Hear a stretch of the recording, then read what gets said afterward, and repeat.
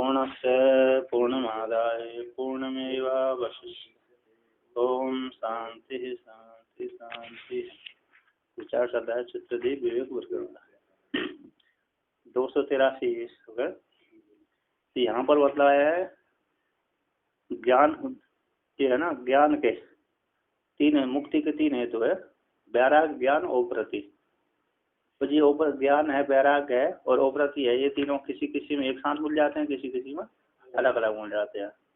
दो कभी किसी में एक साथ रहते हैं तीनों, किसी में एक रहेगा और दो नहीं रहेंगे, किसी में दो रहेंगे एक नहीं रहेगा। तो यहाँ आगे कहते हैं बोध के विषय में, तत्रापि तत्व ज्ञान प्रतिबंधे मोक्षो नास्ति इत्याह। तत्व ज्ञान के प्रतिबंधक हो जाने पर, तत्व ज्ञान की जो प्रतिबंधक की प्राप्ति हो जाने पर मोक्ष की प्राप्ति नहीं होती।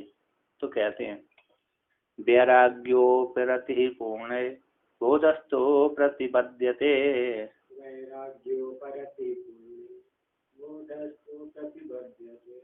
यस्य तस्य न मोक्षोस्ति पुण्यलोकस्तपोबलात्। कहते हैं वैराग और उपरति यानी उपराम पूर्ण है जिस किसी पुरुष में, जिस किसी पुरुष के अंतःकरण में विद्यमान है, यानी वो पुरुष का अंतःकरण कैसे वैराग्य से युक्त है और उपराम से युक्त है, अर्थात उस जगह से उपराम हो गया। फिर भी कहते हैं बोधस्तु प्रतिबद्धते, किंतु यदि बोध में प्रतिबंधक है, ज्ञान में उसका प्रतिबंधक हो जा गया, अर्थात ज्ञान नहीं हुआ, तो यह से जिसको ज्ञान नहीं हुआ तस् उसको न मोक्ष अस्ति, तो मोक्ष की प्राप्ति भी उसको नहीं होगी। क्योंकि श्रुति कहती है रहते ज्ञान ना मुक्ति, ज्ञान के बिना मुक्ति नहीं होती। तो क्या कहेंगे, तो वैराग उपरति का क्या होगा? तो कहते हैं वैराग उपरति जब पूर्ण होगा उससे क्या हो जाएगा, पूर्ण लोकस तपोबल, तपोबल के प्रभाव से पूर्ण लोक की प्राप्ति उसको हो जाएगी। जो वैराग किया, उपराम किया, इंद्रियों में संयम किया उसने, और वैराग हो गया, उसको जगत से वैराग, और साधना जो करी तो साधना के प्रभाव से उसको पूर्ण लोक की प्राप्ति हो जाएगी। और पूर्ण लोक की प्राप्ति हो जाने के पश्चात वहां पर भोग भोगेगा, भोग भोगने के पश्चात पुनः इसी लोक में फिर वापस आएगा। यदि अच्छी ओमकार के लिए ज्ञान की साधना करिए तो ब्रह्म लोक चला जाएगा, भाग्यान हो जाएगा। ओमकार ज्ञान के लिए साधना नहीं करी तो पुनः फल भोग करके पुनः इसी लोक में आएगा। लेकिन ये जरूर नहीं है इस काल इसी मनवंतर में आएगा, दूसरे मनवंतर में आएगा। जैसा जिसका जितना भोग है उतने भोग वहां पर भोगेगा उस लोक में, और फिर इसके पश्चात वहां के भोग जैसे पूर्ण समाप्त हो जाएंगे भोग के पूर्ण के, तो मृत्यु लोक में जाएगा। कहते हैं ब्रह्म लोक में जाता है जो इस मनवंतर में जाता है, तो इसी मनवंतर में आ जाता है कि नहीं आता? कहते हैं इस मनवंतर में गया हुआ व्यक्ति इस मनवंतर में ही नहीं आता, ब्रह्म लोक में गया हुआ दूसरे तीसरे किसी भी मनवंतर में आ सकता है। उस स्वर्ग में गया हुआ व्यक्ति तो आ सकता है इसी मनवंतर में। मनु का काल, मनवंतर में मनु का काल, तो ब्रह्मलोक में गए हुए व्यक्ति इसी मनवंतर में नहीं आता, मनु के काल में। एक ही मनु जिस मनु के काल में गया उसी मनु के काल में लौट करके नहीं आ, वो दूसरे तीसरे किसी भी मनु के काल में आ सकते जब तक उसके पूर्ण। ब्रह्मलोक में यदि आप ज्ञान के लिए साधना नहीं करी थी तो फिर मुक्ति नहीं होगी ब्रह्मलोक में जा करके व्यक्ति क्या करेगा, वो ही भोगेगा। जिसने अश्वमेध यज्ञ किए हैं, तो अश्वमेध यज्ञ करने वाले यदि ब्रह्मलोक गया, रास हुई अश्वमेध यज्ञ करने वाला, क्योंकि उसने भोग भोगने के लिए यज्ञ किए थे यश की प्राप्ति के लिए, तो फिर वो सीधा उसको भोग मिलेगा। भोग भोगने के पश्चात फिर अगले कई मनवंतरों के पश्चात वो इस लोक में आएगा, उसको मुक्ति नहीं होगी क्योंकि उसकी प्रवृत्ति होती, ज्ञान के लिए वहाँ प्रवृत्ति होती नहीं वहाँ पर ब्रह्म लोक में जाकर के। जैसे उदाहरण देते हैं, किसी जिसने मदरा पीने का शौकीन है और एक नहीं है शौकीन, तो मदरा पान करने का जो शौकीन है वो जहाँ भी देखा गया वहीं चला जाएगा, उसका मन उधर ही चला जाएगा। और जहाँ ठेका पैसा जेब में है, धन जेब में पास में है, तो धन पास में होने के कारण वो उसी कहाँ चला जाएगा, मदरा की दुकान पर चला जाएगा। किंतु जिसके पास धन भी है किंतु उसका शौक नहीं है उसको, तो मदरा को देखता हुआ भी उस तरफ नहीं जाएगा, अतः दूर से ही निकल जाएगा वहाँ पर।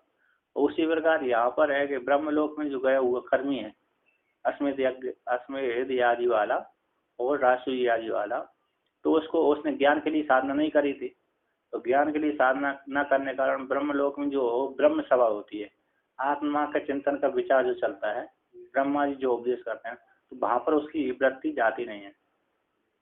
वो उस सभा में बैठता है, यदि बैठा तो मन उब जाता है। जैसे यहाँ पर भी कोई कर्मकांडी व्यक्ति है, व्याकरण आदि नहीं पढ़ा और सत्संग चल रहा था, वेदांत का न्याय का प्रकरण चल रहा था, न्याय का है वेदांत का, तो वहां पर न्याय की घटादी न्याय का विषय चल रहा है, तो न्याय के विषय में क्या है, बुद्धि तेज लगानी पड़ती है।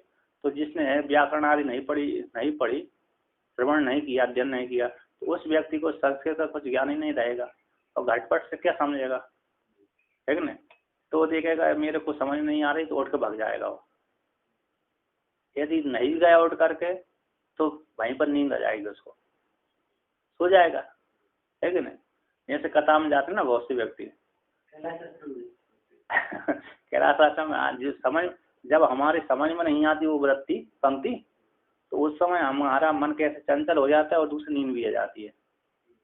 जब देखा सर से पार जा रहा है, जो प्रकरण चल रहा है वो कहाँ से जा रहा है, सर से ऊपर जा रहा है, तो सर से ऊपर जा रहा है तो देखा कि अब तो बस की नहीं, तो सो जाता व्यक्ति, वहीं पर नींद आ जाती है उसको।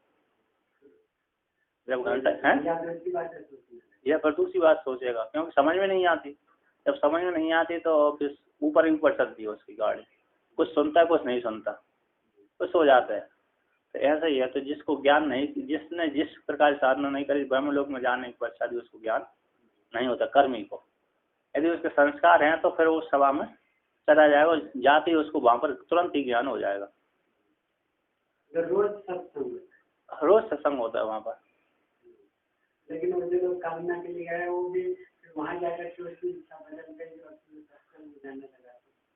सत्संग में जाने लगा तो यार ज्ञान हो जाएगा, किंतु इच्छा होती नहीं है, क्योंकि लोक विशेष है भोगने के लिए। जिसने पृथ्वी लोक में जिस कामना से युक्त होकर कर्म किया, उसी की वहां पर वैसी वृत्ति बनेगी, वहां पर विपरीत वृत्ति नहीं बन पाएगी, उठ ही नहीं पाएगी ईश्वर की नीति के अनुसार। यदि पहले के संस्कार है उसके ज्ञान के, तो वृत्ति बदल जाएगी, किंतु ज्ञान के संस्कार नहीं तो वृत्ति बनती ही नहीं है। ब्रह्मा जी साक्षात उपदेश करेंगे, ब्रह्मा जी साक्षात ही उपदेश करते ब्रह्म सभा में। ब्रह्म क्योंकि वो ज्यादा ब्रह्मा जी साक्षात उपदेश करेंगे, ज्यादा प्रभाव पड़ता है ना जल्दी ज्ञान। हाँ, जल्दी ज्ञान हो जाएगा, जाते ही उनको ज्ञान हो जाता है। आत्मा वहाँ पर ऐसा नियम है, ऐसा आता है कि छाया और आत्मा पृथक पृथक दिख जाती है, स्वतंत्र शरीर और छाया पृथक पृथक जान महसूस होती है, पृथक पृथक भेद होता है, शरीर अलग है और हम अलग है, इस प्रकार का भेद हो जाता है। किंतु वो उसी वेदांत उन्हीं को है जिन्होंने ज्ञान के लिए साधना करी है। अब जिन्होंने ज्ञान के लिए साधना नहीं करी उनको नहीं दिखता, वो भेद नहीं दिखता। ब्रह्मा जी की सभा में गए तो उनको तब भी वहां पर ज्ञान नहीं हो, क्योंकि उनकी वृत्ति ऐसी नहीं बनती है। और देखा कि ब्रह्मा जी अभी ज्ञान का उपदेश कर रहे हैं तो वहां पर जाते ही नहीं है। जैसे कोई महात्मा के पास दर्शन करने के लिए आया, तो सत्संग करने के दर्शन करने के लिए आया, तो उसको वेदांत का अधिकार वो नहीं था, नहीं वेदांत का उसकी इच्छा नहीं थी पहले सुनने की, जिज्ञासु नहीं था। तो देखो महात्मा जी दर्शन प्रवचन कर रहा है, तो प्रवचन करते समय वो बाहर ही बैठा रहता है कहाँ रहता है, इंतजार करता रहता है, जब ये प्रवचन खत्म करेंगे तब इनके पास हम दर्शन करने के लिए जाएंगे। जैसे उनका प्रवचन समाप्त हो गया, सारे अध्ययन करने वाले श्रवण करने वाले चले गए, फिर बाद में वो दर्शनार्थी आते हैं। चलो अब फुर्सत है ब्रह्मा जी के पास में, अब दर्शनार्थी को समय आ गया, तो दर्शन करने के लिए सारे लोग जाते हैं, प्रणाम करने के लिए पूछते हैं। ऐसे ही वो है, तो यहाँ से जो कर्मी गया दर्शन करने के लिए तो चला जाता है, प्रणाम करने के लिए, दर्शन करने के लिए। किंतु वेदांत जब श्रवण कराते हैं तब वो नहीं जाते इस सभा में।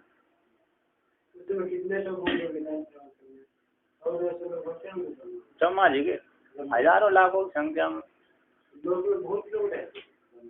ब्रह्मलोक मतलब बहुत लोग है ना, वो लोग जैसे पृथ्वी लोग है, ऐसे वो है बहुत लेते हैं। और जिसने जिनको यार ओंकार की साधना करी है वो बहुत से रहते हैं, हजारों की संख्या में, लाखों की संख्या में, करोड़ों की संख्या में, जितने भी है वो रहते हैं। वहाँ कौन ने देखा है कितने रहते हैं जो जिसने साधना करी है। ब्रह्मलोक सबसे बड़ा है, सबसे ज्यादा ओंकार की जो साधना करता है, गायत्री की साधना करता है, गायत्री की ब्रह्म रूप से साधना करेगा वो जाएगा वहां पर। ओमकार की जिसने साधना करी, जिसको यहाँ पर ज्ञान नहीं हो पाया, वो पहुंचता है। अब जिसने यहीं पर रहकर ज्ञान हो गया तो फिर वो ब्रह्म लोक जाने की जरूरत ही नहीं है उसको, तो वो तो यहीं रहकर मुक्त हो गया डायरेक्ट। फिर ब्रह्मा जी के पास जाने की आवश्यकता उसको नहीं रहती। ब्रह्मा जी के पास जाने की आवश्यकता तभी रहती है कि उसको ज्ञान नहीं हो पाया, तो ज्ञान न होने के कारण फिर उसको क्रम मुक्ति होती है। शिव जी में से मुक्ति नहीं होता, शिव जी वाले शिवलोक में जाने पर वो उपदेश नहीं करते हैं ना। हैं? शिव जी उपदेश करते हैं, शिव जी भी हमेशा उपदेश करते ही रहते हैं। शिव जी के पास तो पुराणों में वर्णन आता है कि नहीं आता, शिव जी उपदेश करते रहते हैं। शिव जी और ब्रह्मा जी उपदेश करते रहते हैं। विष्णु भगवान नहीं करते। विष्णु भगवान वो भी करते रहते। विष्णु भगवान उपदेश के विषय में कम आता है, करते हैं वो भी उपदेश करते हैं यदि जिज्ञासु गया तो, लेकिन उपदेश की उसमें नहीं, कम करते हैं वो ज़्यादा, क्योंकि लोकों में वो घूमते रहते हैं, पालन करते रहते हैं। अन्य ब्रह्मा जी को फुर्सत है, शिव जी को फुर्सत है, और इनको भोजन जुटाने की व्यवस्था देखना पड़ती है ब्रह्म विष्णु भगवान को, सब कुछ तो पालन करने की जिम्मेदारी ज्यादा है, तो इसलिए उपदेश कम करते हैं वो। तो उपदेश मतलब करते थे हम वहाँ भी उपदेश यदि कोई गया तो, लेकिन दो के विषय में जाते आते हैं। ब्रह्मा जी देवता लोग भी करते हैं यदि कोई अधिकारी गया पूछा तो, लेकिन प्राय भोग प्रदान रहते हैं तो वो भोग ही भोगते रहते हैं। देवता को ज्ञान होगा तो नहीं होगा तो नहीं, देवता को ज्ञान देता है, क्योंकि देवता है ना व्यापक रहते हैं, देवता का अर्थ होता है व्यापकता। उनको वहां पर स्वर्ग में जाते ही सारा ज्ञान हो जाता है वेद का। नहीं तो जैसे हम लोग स्वर्ग में जाएंगे तो जो भी स्वर्ग में जाएगा उसको ज्ञान हो जाएगा। स्वर्ग में जाते ही हमको अरे उसने विषय के भोग करने वाला ज्ञान हमको हो जाएगा, क्योंकि वहां पर अरे जो वेद होते हैं ना साक्षात अपने आप स्फुट हो जाता है, मन में बैठ जाता है। हमने जैसी कामना वाला जो वेद है, तो हमारे कामना वाला वेद हमारे हृदय में प्रतिष्ठित हो जाएगा। तो जैसे ही हम मंत्र पढ़ेंगे, शब्द का उच्चारण करेंगे, उसी प्रकार हमारी वस्तु, हमारी वो वस्तु है ना, वस्तु सामने प्रकट हो जाएगी। तो स्वर्ग में जो भी जाएगा उसको तो ब्रह्म ज्ञान, तो ब्रह्म ज्ञान नहीं, ब्रह्म ज्ञान के लिए गया है व्यक्ति तो होगा वहाँ पर। जो देवता लोग हैं जो बड़े बड़े वहाँ पे, उनको सबको क्या ज्ञान होता? नहीं, बड़े बड़े देवता सभी ज्ञानी रहते हैं प्राय याद है, क्योंकि ऐसा नहीं आता है कि अरे वो अज्ञानी। देखो इंद्र को ज्ञान हुआ, अग्नि को ज्ञान हुआ, अन्य सूर्य भगवान को ज्ञान है, चंद्रमा को ज्ञान है, बृहस्पति को ज्ञान है। बृहस्पति ब्रह्म ज्ञानी है, अज्ञानित नहीं है। और ऋषियों वहाँ पर जो ऋषि लोग जाते हैं वो भी सत्संग करते रहते हैं, एक नाच गाने भी होते रहते हैं, सभा अलग अलग सभा बैठी रहती है। भोग भी होता है और योग भी। योग तो कम होता है, भोग ज्यादा होता है, क्योंकि तो जो लोग इधर से जाते हैं वो लोग ज्यादा भोग में ही रहते हैं। क्योंकि जो भोग करने के लिए गया उसको भोग ही प्राप्त होते हैं वहाँ पर। जो भोग करने के लिए गया है वो सब उसको भोग ही भोग देखते हैं, अन्य जो सत्संग आदि उसको नहीं दिखते। उस जो सत्संग के लिए गया था उसको सत्संग दिखता है। ऐसे ऋषि मुनि जाते ही रहते हैं, नारद जी जाते रहते, उपदेश करते रहते। पूछा तो किसी ने, नहीं पूछा तो अरे बिना पूछे कौन सुनेगा। हमारी इच्छा नहीं है आपसे सुनने की, तो हम सुनाए तो आप सुनोगे ही नहीं, कौन बोलेगा? और बोलने वाला भी नहीं बोलेगा। जो बिना पूछे अरे बोलता है तो सुनने वाला है ना बेमन से सुनता है, फिर वो धारण भी नहीं करता, उसके मन में उसके प्रति ज्यादा आदर भी नहीं रहता, धारण भी नहीं कर पाता, जिज्ञासा भी नहीं है। कितने लोग हैं? ब्रह्म लोग, स्वर्ग लोग, प्रधान तो ये है ना, भूर्भुवः स्वः महाजन तप सत्यम, 7 लोग है। तो पृथ्वी को छोड़कर, पृथ्वी और अंतरिक्ष लोग को छोड़कर के 5 लोग ऊपर वहाँ पर सारे प्राण रहते हैं। अंतरिक्ष मतलब पशु पक्षी है ना, ये अंतरिक्ष में तो घूमते हैं। अंतरिक्ष लोक में जो आकाशचारी है सारे अंतरिक्ष में तो घूम रहे हैं।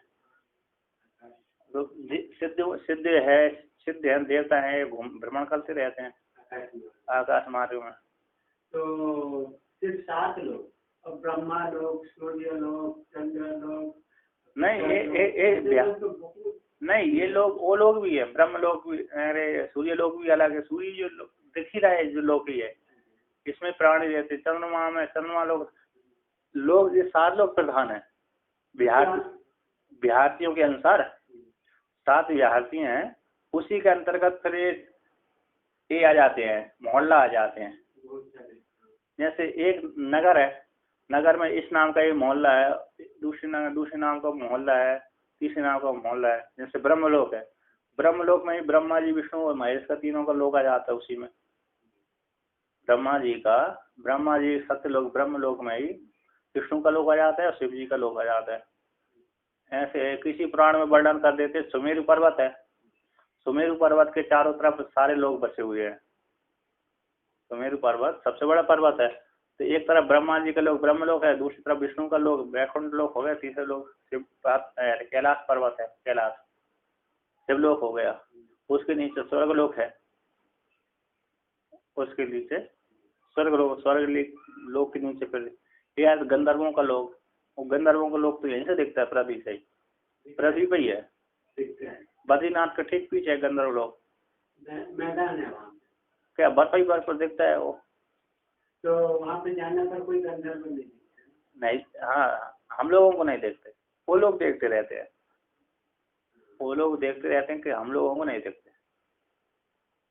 वहाँ पे जाने पर वैसे ही है जो सामान्य भूमि है। सामान्य भूमि क्या है, वो तो बर्फ पे देख रही, बर्फ कोई जाते नहीं वहाँ पर। हेलीकॉप्टर से आप देख सकते ऊपर घूम कर, तो सिर्फ बर्फ ही बर्फ दिखती है वहाँ पर, कुछ नहीं दिख। किंतु जब हेलीकॉप्टर नहीं था, इससे पहले मनुष्यों को देखते थे गंधर्व आदि, तब कोई जाता भी नहीं था। तो जो सुमेरु पर्वत और हिमालय में वो पर्वत नहीं दिखता? सुमेरु पर्वत सोने का बना हुआ है, वो पूरा सोने का है सुमेरु पर्वत, लेकिन वो दिखता नहीं लोगों को।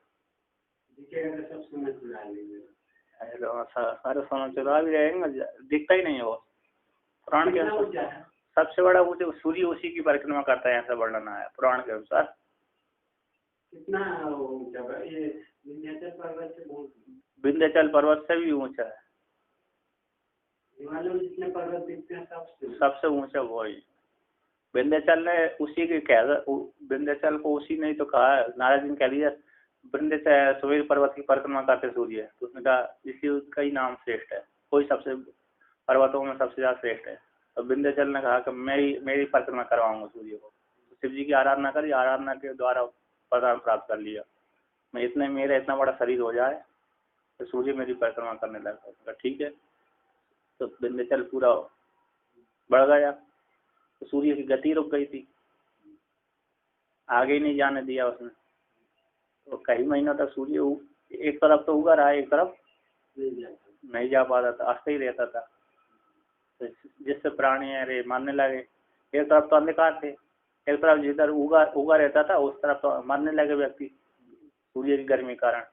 तो अगस्त ऋषि ने फिर उनको नीचे दबा दी, काशी खंड के अंदर कथा। तो कहते आगे, कहते हैं तभी वैराग्य आदि संपादनम निष्फलम इत्याशंक्य। वैराग आदि को जो संपादन है ना, निष्फल हो जाएगा यदि उनका कुछ भी प्रयुक्त नहीं होगा। यदि ज्ञान नहीं हुआ तो ज्ञान का प्रतिबंधक हो जाने पर मोक्ष नहीं होगा, तो वैराग आदि कहाँ जाएंगे? कहते वो तो निष्फल वाले हो जाएंगे। तो कहते हैं टीकाकार कहते हैं प्राप्त पूर्ण कृता लोकान उषित्वा शाश्वती समाज सुचिनाम श्रीमताम गेहे योग भ्रष्टो भी जायते। गीता कहते हैं प्राप्त पूर्ण कृताम लोकान, है ना, उषित्वा शाश्वती समा, बोलते हैं पूर्ण लोकों को प्राप्त करके, पूर्ण लोकों को प्राप्त हो जाएगा। पूर्ण लोगों को प्राप्त होकर के वहां पर संवत्सर रह करके निवास करते हैं। संवत्सर मतलब मनु एक मनवंतर रह करके, 2 मनवंतर रह करके, जितने समय वो क्योंकि पुण्य का प्रभाव है, जिसके जितने भी पुण्य होंगे, जिस प्राणी के जैसे भी पुण्य होंगे उन पुण्यों के अनुसार उस लोक में गया। तो ब्रह्म लोक में गया तो इस मनवंतर के काल में नहीं आएगा, जिस मनवंतर में गया उसी मनवंतर में वो लौट करके नहीं आया।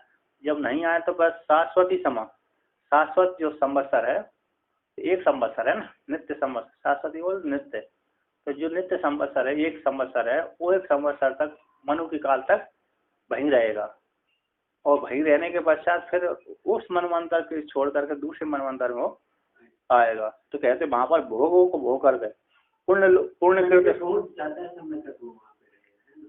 तो वहां के लिए हाँ तो देखो वहां पर कैसा है, वहां के लिए कुछ नहीं है, हम लोगों के लिए ज्यादा हो रहा है, हम लोगों के लिए वो काल ज्यादा दिख रहा है, और वहां के लिए वो एक ही दिन है, वहां के लिए कितना है, मात्र एक दिन। जैसे ब्रह्मा जी का एक दिन हमारे 1000 युग बीत जाते हैं। हमको भी वहाँ जाकर के एक दिन लगेगा, एक ही दिन लगेगा, एक ही दिन रहता है वहां का, लेकिन एक दिन उनका बड़ा रहता है, एक दिन में ही उनका बहुत बड़ा रहता है। तो वहां पर सूर्य की गति नहीं है, ब्रह्मलोक में सूर्य की गति सब स्वर्गलोक तक जाती है। इसके पश्चात मणियों के प्रकाश, स्वयं के प्रकाश से प्रकाशित हो रहते हो ईश्वर की कल्पना के अनुसार। तो वहां पर ब्रह्मलोक में जाकर के संवत्सर तक हो करके फिर अगर फिर वहां से पुण्यों को क्षीण होकर के पुनः पृथ्वी लोक में आएगा। तो कहते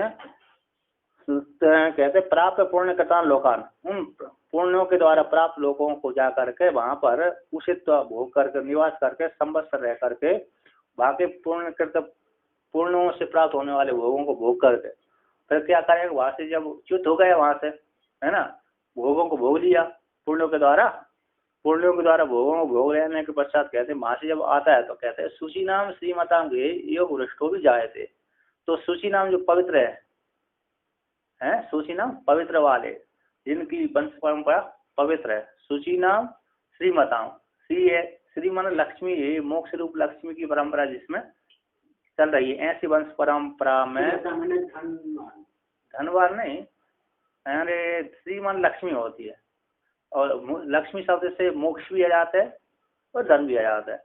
चाहे तो बड़े बड़े लोगों के घर में भी पैदा हो जाएगा कि ब्रह्मलोक से आएगा व्यक्ति, ज्ञान के लिए गया था वो, तो ज्ञान के लिए गया था, वहां पर ज्ञान नहीं, यहाँ पर उसने अरे ज्ञान नहीं हो पाया, यहाँ पर हमने साधना करी ज्ञान के लिए, तो ज्ञान के लिए साधना करते करते करते लास्ट में हमारी वृत्ति बन गई भोगों की, लास्ट में वृत्ति भोगों की, तो भोग करने के लिए ऐसी वृत्ति का, तो मरते समय हमको भोग की वृत्ति बन गई। शुरुआत की ज्ञान के लिए साधना, तो साधना करने के पश्चात फिर बीच में जाकर के हमारी गाड़ी मन की वृत्ति विषयों को देख करके वृत्ति बदल गई, तो वृत्ति बदल गई, तो वृत्ति बदलने से पहले हमको ज्ञान नहीं हो पाया था, वो मरते से पहले हमारी वृत्ति वो भोगों की इच्छा हो गई। तो फिर व्यक्ति यहाँ से मरने के पश्चात फिर उस पुण्य के प्रभाव से उसी लोक को जाएगा भोगने के लिए, भोग करके फिर क्या करेगा, ज्ञान तो हुआ नहीं था, फिर वहां से लोग लौट करके आता है ब्रह्म लोक से या तो स्वर्ग लोक से या तो जिस लोक से आया। तो एक तो सुचिना में जिनके अंतःकरण शुद्ध हो गए ऐसी वंश परंपरा में वो उत्पन्न होता है, और दूसरा श्रीमताम के दूसरा के श्री महान पुरुषों के घर में उत्पन्न होता है, चाहे राजा के घर में भी हो सकता है, चाहे जो सबसे गरीब है ऐसे व्यक्ति के घर में भी हो सकता है। गरीब के घर में होकर के जल्दी उसको ज्ञान की प्राप्ति हो जाएगी, वैराग्य हो जाएगा। राजा के घर में पैदा होगा तो जल्दी ज्ञान की प्राप्ति नहीं होती, क्योंकि वहां पर उसके सारे भोग उपलब्ध रहते हैं, तो भोगों को उपलब्ध होने से मन उसी में ही फंसा रहता है। किंतु जिसके पास भोग की प्राप्ति है ही नहीं है, जैसा सबसे गरीब है व्यक्ति है, मुश्किल से रोजी रोटी चल रही है, ऐसे व्यक्ति को जल्दी क्या होता है, वैराग्य होता है। ज्ञान तो बाद में आएगा, लेकिन सबसे पहले क्या हो जाएगा, उसको वैराग्य हो जाएगा। फिर उसे कहाँ तक रोजी रोटी से परेशान होगा, कहाँ तक मांगू, कहाँ तक क्या करूँ, चलो बाबा बन जाता हूँ, है कि नहीं। बाबा बनने के पश्चात मतलब घर छोड़ देता हूँ और महात्माओं के वेश में रहता हूँ, तो महात्माओं के वेश में रहा तो क्या हो जाएगा, उसको महात्मा सत्संग करते ही रहते हैं, तो सत्संग से उस प्रवृत्ति बल जाएगा, सत्संग के द्वारा फिर ज्ञान की प्राप्ति उसको हो जाएगी। जैसे ही महात्मा लान में आया तो ज्ञान तो प्राप्त हो ही जाता है। जैसे उसने पहले पूर्व के जन्म की साधना थी, तो पूर्व जन्म की साधना के प्रभाव से पहले तो ज्ञान के लिए साधना करी थी, किंतु बीच में कामना आ गई, तो कामना के द्वारा उसको अरे ज्ञान नहीं हो पाया था, इसलिए भाव के भोगों को भोग करके पुनः इस लोक में आकर के है क्या करता है, फिर ज्ञान के लिए जैसे पूर्व की ज्ञान की कैटेगरी रही थी, पूर्व की कक्षा के अनुसार पूरा वहीं से प्रयत्न करता है, और फिर इस दूसरे लोक में दूसरे काल में जैसे जन्म होता है उसको वहां से स्वर्ग फलों को वो भोग करने के पड़ता है, फिर इस लोक में आकर तुरंत ही उसको ज्ञान हो जाता है। तो कहते हैं शुचि नाम श्रीमताम गृहे, एक तो पवित्र है अंतकरण वालों के घर में, जो जहाँ पर वंश जिनकी वंश परंपरा कैसे चल रही है पवित्र है, वो श्रीमताम चाहे लक्ष्मी वाले हों अथवा ज्ञान वाले हैं। एक तो धनाढ़ वाले श्रीमताम से लक्ष्मी वालों को भी बोलते हैं, और एक ज्ञान वालों को, जिन वेदांत का श्रवण होता रहता है जिस परंपरा में ऐसे लोगों के घर में योग भ्रष्टो अभिजायते, योग भ्रष्ट जो व्यक्ति है उत्पन्न होता है। अर्थात पुण्य के लिए ज्ञान के लिए साधना करी, बीच में क्या हो गया, कामना बदल गई, भोगों की इच्छा हो गई, ऐसा व्यक्ति को योग भ्रष्ट कहते हैं। मतलब हम कामना तो कर रहे हैं, साधना तो हमने पहले क्या करी थी ज्ञान के लिए, यहाँ संन्यास ले लिया हमने, संन्यास लेने के पश्चात क्या किया, फिर हमको इच्छा हो गई विषयों को देखकर के चलो भोगते हैं, तो यही इसी को बोलते हैं योग भ्रष्ट। ऐसा नहीं कि संन्यास लेने के पश्चात हमने भोगने लगे, है ना, ज्यादा भोगने लगे तो भोगी हो जाए। नहीं मतलब ये है संन्यास लेने के पश्चात इसी का संग कर लिया, इसको योग भ्रष्ट नहीं कहेंगे। योग भ्रष्ट मतलब ये है कि संन्यास लेने के पश्चात हमारी कामना क्या हो गई, भोगों को भोगने की हो गई, तो फिर उससे फिर हमने पूर्ण उसी प्रकार के भोगों की इच्छा होने के कारण फिर हमको ज्ञान की योग्यता नहीं आ पाई, पर हम फिर इससे पहले मर गए, ज्ञान की योग्यता ना आने पहले मर, शरीर छूट गया, और शरीर छूटने के पश्चात फिर योग भ्रष्ट कहते हैं। ऐसे योग भ्रष्ट व्यक्ति उस लोक में जा करके फिर पवित्र कुल वाले के घरों में उत्पन्न होता है, बुद्धिमानों के घर में और पवित्र लोग, जिसके वंश परंपरा शुद्ध है, जैसे पहले ऋषियों की वंश परंपरा शुद्ध होती है ना, मतलब हाँ आप ब्रह्म ज्ञानी, कुछ काल तक तो ब्रह्म ज्ञान नहीं होता था, काया करके पहले के ऋषि मुनि ज्यादा ज्ञान ही होते थे साधना के प्रभाव से। अब तो उसके कुल में अरे वंश परंपरा में अरे ब्रह्म ज्ञानी नहीं है, तो ऐसा उसको सत्संग प्राप्त हो जाता था, उसको ब्रह्म ज्ञानी के पास में चला जाता था सत्संग के प्रभाव से, है नहीं, तो फिर उसको ज्ञान हो जाता था। ऐसे लोगों के घर में आता है, ऐसे लोगों के संयोग से उसको योग भ्रष्ट उत्पन्न होता है, उनके घर में उत्पन्न होकर के फिर तुरंत उसको ब्रह्म ज्ञान की प्राप्ति हो जाती है। तो कहते हैं इति भगवत वचनात्, भगवान के वचन से पुण्य लोक प्राप्ति, पुण्य लोकों की प्राप्ति उसको होती है। तो पूर्ण तपोबल से उससे पुण्य लोक की प्राप्ति होती है, और पुण्य लोकों को भोग करके फिर क्या आता है, इसी प्रलोक में आ जाता है। तो कहते हैं वैराग प्रत्योस्तु प्रतिबंधे जीवन मुक्ति सुखम न सिद्ध्यति, वैराग और उपरति दोनों का प्रतिबंध मान लेने पर जीवन मुक्ति रूप सुख है वो उसकी प्राप्ति नहीं होगी, उसकी सिद्धि नहीं होगी। यदि वैराग और उपरति नहीं है, वैराग और उपरति नहीं है, तो जीवन मुक्ति का सुख कैसे प्राप्त होगा। जीवन मुक्ति का सुख तभी होता है वैराग व्यक्ति पूर्ण हो, है कि नहीं। वैराग है तो किसी भी वस्तु में उसको आसक्ति नहीं रहेगी, यदि आसक्ति रही तो सब लोग कहेंगे ये तो रागी है, ये तो वैरागी कहाँ। ऐसे महात्मा बनने के पश्चात रागी राग करेगा सभी वस्तु में, तो उसको वैरागी थोड़ी कहेंगे, उसको कहेंगे नहीं, उसको रागी कहेंगे, है कि नहीं। जैसे हम ही लोग हैं बहुत सी वस्तु ये संग्रह कर रहे हैं, और हम वैरागी थोड़ी कहें, वैरागी से युक्त नहीं रहे तो हम कोई वैरागी नहीं कहे। वैरागी तभी रहेंगे तो हम कोई वस्तु का संग्रह ना करके हम बड़ी त्याग तपस्या पूर्वक रहे, सभी लोगों के सामने देखें, तो इसको वैराग है, किसी में आसक्ति ना हो। कहते हैं वैराग और उपराम से कि दोनों प्रतिबंध हो जाने पर जो जीवन मुक्ति रूप सुख है, ज्ञान हो गया, तो ज्ञान होने के पश्चात ही व्यक्ति भोगों में ही आसक्त रहता है, तो फिर जीवन मुक्ति का सुख उसको कैसे प्राप्त होगा।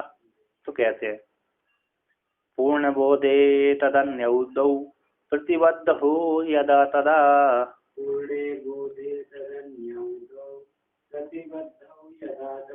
मोक्षो विनिश्चितः किंतु दृष्ट दुःखम न नश्यति।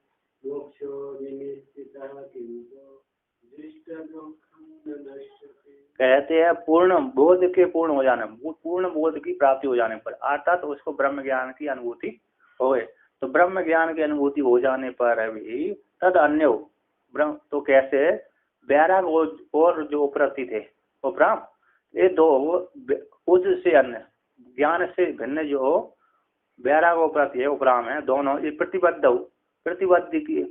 की प्राप्ति हो जाने पर ये दोनों उसमें उसके शरीर में नहीं घट रहे, अर्थात वैराग भी नहीं है और उपरति भी नहीं, विषयों से उपरति भी उपराम किंतु ब्रह्म ज्ञान उसको हो गया। तो ये दोनों के प्रतिबंध की प्राप्ति हो जाने पर यदा जिस काल में तथा उस काल में कहते हैं मोक्षो विनिश्चित, तथा उस काल में मोक्ष तो उसको हो जाएगा, किंतु दृष्ट दुखम न नश्यति, है ना।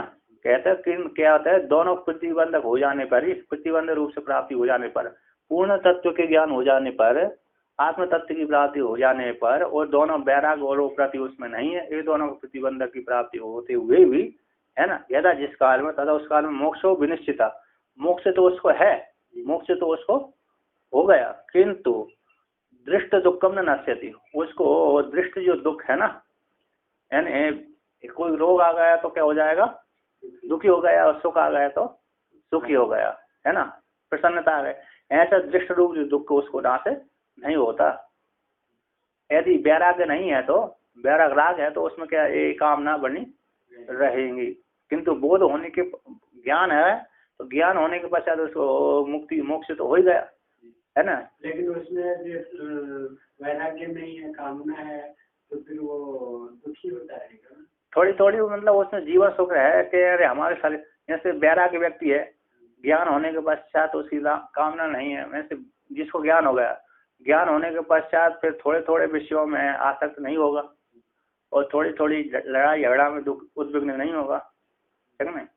कहेगा वो, जैसे इनको ज्ञान इनके विषय में आता है, रामकृष्ण परमहंस के, जैसे उनके कैंसर हो गए थे, तो कैंसर होने के पश्चात भी वो यार उससे पीड़ित नहीं होते थे, लोगों को नहीं कहते, दुखी नहीं होते थे कि मैं इतना तड़प रहा हूँ, दुखी हो रहा हूँ, वो तो शरीर में घट रही है। उनसे विवेकानंद जी ने कहा कि तुम अपनी माता से क्यों नहीं कहते कि इसको ठीक कर दे कैंसर को। विवेकानंद जी ने कहा आप इतने कष्ट भोग रहे हो कैंसर के दुख से, तो आप अपनी माता से क्यों नहीं बोलते, काली माँ से, कि इसको ठीक कर दे। तो रामकृष्ण परमहंस ने कहा कि देखो आप एक ही शरीर को देख रहे हो, तो मैं तो सभी शरीरों में विभक्त हूँ, तो सभी शरीरों को विभक्त हूँ, तो सभी शरीरों में ही भोग रहा हूँ, ऐसा क्यों नहीं सोचते, मैं ही सभी शरीरों में प्रतिष्ठित हूँ, चाहे ज्ञानी के शरीर में हूँ चाहे अज्ञानी के शरीर में, तो सभी शरीर में जहाँ पर सुख है वो मैं ही भोग रहा हूँ, जहाँ पर दुख है वो मैं ही भोग रहा हूँ, तो वहाँ ऐसी व्यापक दृष्टि तुम क्यों नहीं करते। इसलिए मैं कैसे कहूँगा, मैं तो अपने सारे शरीरों को, सारे जीवों को, शरीर को मैं अपना ही मानता हूँ, अपने से भिन्न कोई दूसरे को मानता ही नहीं है ना। हाँ, तो उनको कौन सा कैंसर हुआ था, गले का? गले में कैंसर हुआ था, तो खाना पीना मतलब दुख कष्ट होता होगा शरीर में रहते।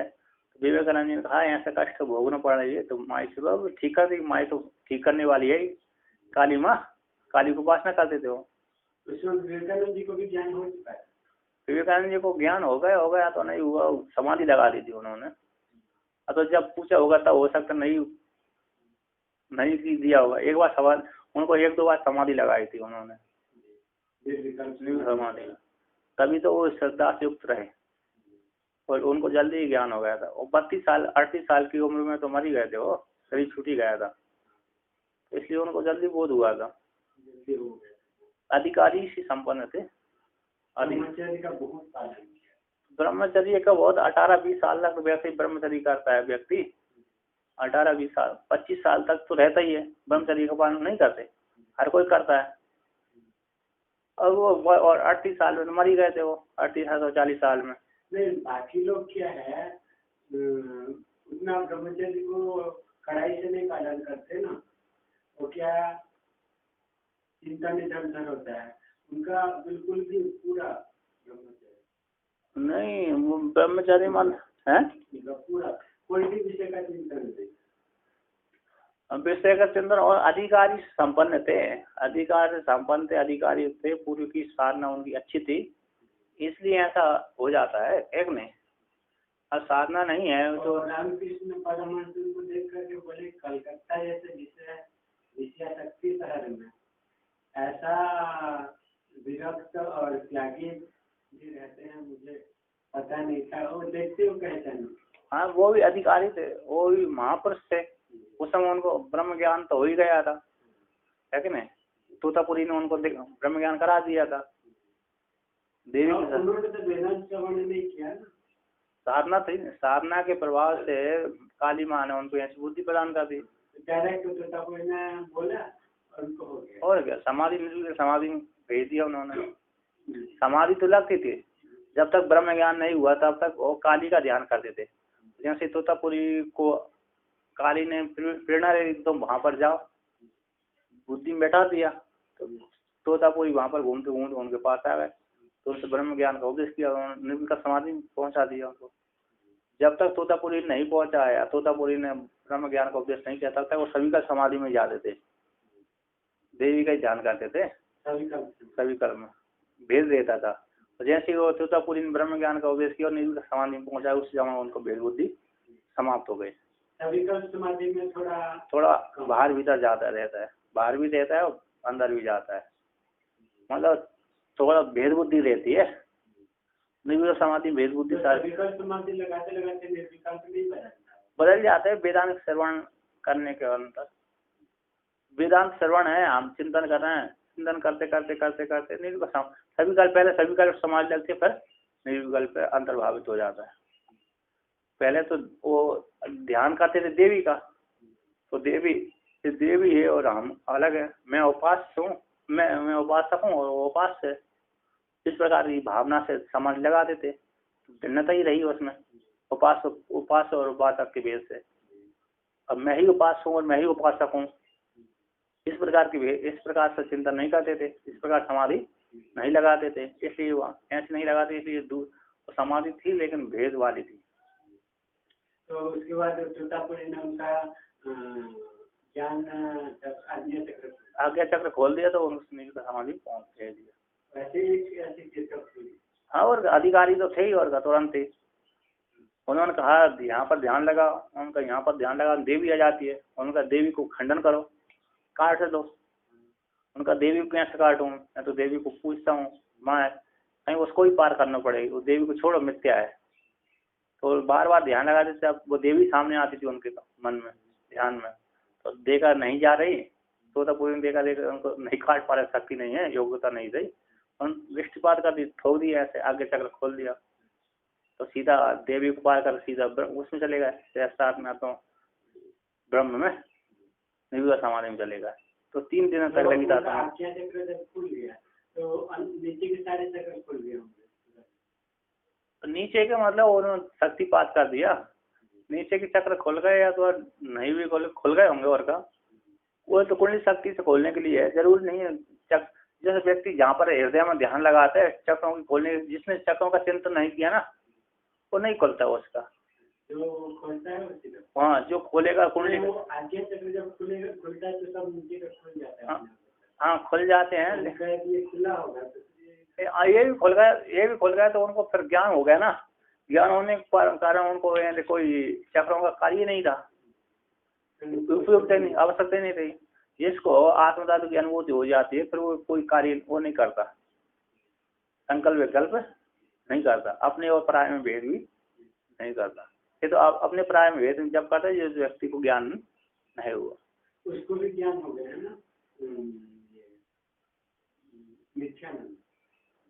ये हम इनके विषय में हमने नहीं सुने। उनके शिष्य लोग तो कहते हैं, उनके शिष्य कहते हैं, तो शिष्यों ने अकेला कहा है ना, दूसरे समूह वाले व्यक्ति बोले, शिष्य से इतर वाले जो व्यक्ति बोलते हैं, जिसकी श्रद्धा नहीं है, ऐसे व्यक्ति बोले तो मान लिया जाता है।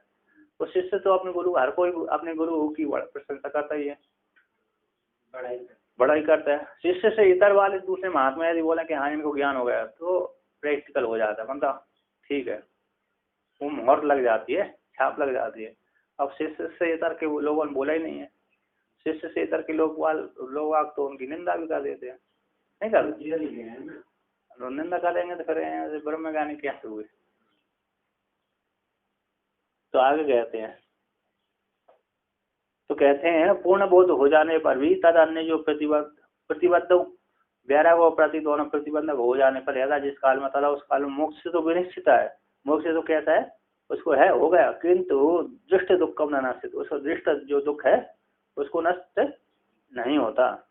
तो आगे कहते हैं इदानीं वैराग्यादि नाम अवधि दर्शते, कब तक वैराग आदि की अवधि कहाँ तक है, कहाँ तक वैराग उनको कर लेना चाहिए। व्यक्ति को राग कहाँ तक नहीं करना चाहिए तो कहाँ तक वैराग्य करना चाहिए, भोगों से विरक्ति। तो कहते हैं ब्रह्मलोक तृणीकारो वैराग्यस्यावधीर्मतः।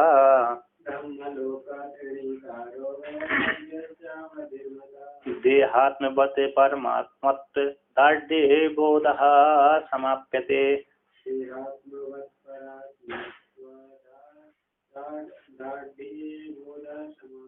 कहते हैं ब्रह्मलोक से लेकर तृण पर्यंत तक वैराग्य की अवधि जान लेना चाहिए। वैराग्य की अवधि है, मत है लोगों ने कही है। वैराग्य की अवधि कहाँ तक है स्वीकृत की गई है, तो वैराग्य की अवधि मतलब ब्रह्मलोक से लेकर के तृण पर्यंत तक, अथवा तृण से लेकर के वैराग्य है ब्रह्मलोक पर्यंत तक ही वैराग्य की अवधि है। इससे आगे कोई वो नहीं है, लोक नहीं है। ब्रह्मलोक के इतर कोई दूसरा लोक नहीं, इस ब्रह्मलोक से इतर लोक है तो सिर्फ आत्मलोक है। तो कहते हैं आत्मलोक में कोई वैराग्य की जरूरत नहीं है। तो ब्रह्मलोक से लेकर के तृण पर्यंत तक, तृणिकार तक पर्यंत तक वैराग्य की अवधि है, ऐसा मत स्वीकृत है। कहते हैं देहात्मवत है, जैसे देह को ही आत्मा मानते हैं अज्ञानी लोग, उसी प्रकार देहात्म के समान ही परमात्मत्व दार्ढ्य में बोध समाप्त है। परमात्मा को ही आत्मा मान करके परमात्मा की दृढ़ता हो जाए, परमात्मत्व दृढ़ता करने के लिए दाढ़ हो जाना, परमात्मत्व रूप परमात्मा को ही आत्मा रूप से दृढ़ हो जाने पर बोध समाप्त। बोध कैसे हो जाता है, समाप्त हो जाता तक बोध करने की जरूरत नहीं। जैसे देह को हम आत्मा मानते हैं उसी प्रकार परमात्मा को हम आत्मा माने, परमात्मा से मैं नहीं हूँ, मैं ही परमात्मा हूँ। इस प्रकार का दृढ़ बोध हो जाने पर बोध कैसे हो जाता है, समाप्त हो जाता है, फिर आगे बोध करने की जरूरत नहीं है। तो कहते हैं आगे कहते हैं सुषुप्ति बद विस्मृति सुप्तिबद विस्मृति सीमा भवेदुपरमस्य हि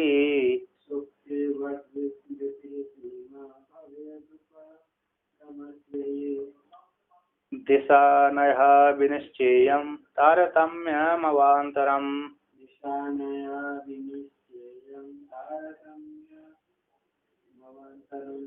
तो यहाँ पर कहते हैं तो कहाँ तक कह रहे, जैसे उदाहरण के द्वारा, जैसे ब्रह्मलोक की वैराग्य की अवधि तो कहाँ है ब्रह्म, और उपरांति की अवधि बढ़ाते हैं। उपरांत की अवधि कहाँ तक है तो कहते हैं सुप्ति बद विस्मृति सीमा भले उपरमस्य ही, क्योंकि उपरांत की जो सीमा है सुषुप्ति बद, जैसे सुषुप्ति जागृत और स्वप्न की स्मृति सीमा कहाँ हो जाती है, सुषुप्ति में हो जाती है। जागृत की जो हमारा चिंतन है, स्वप्न का जो चिंतन है, उसका उपरांत सुषुप्ति में हो जाता है। सुषुप्ति में कोई परिस्मरण नहीं होता है, जैसे सुषुप्ति के समान विस्मृति की सीमा है। सुप्ति मतलब सुषुप्ति। आप जब सो गए तो क्या हो जाएगा, सारी स्मृतियां समाप्त हो जाती हैं, तो विस्मरण होना ही सीमा है। उपरांत की सीमा कहाँ तक है, विस्मरण। हाँ, हमको सारा जगत का विस्मरण हो जाए वही उपरांति की सीमा है। ऐसे सुषुप्ति में जाने के पश्चात व्यक्ति जागृत स्वप्न की विस्मृति उसको हो जाती है ना, जागृत और स्वप्न का स्मरण नहीं होता।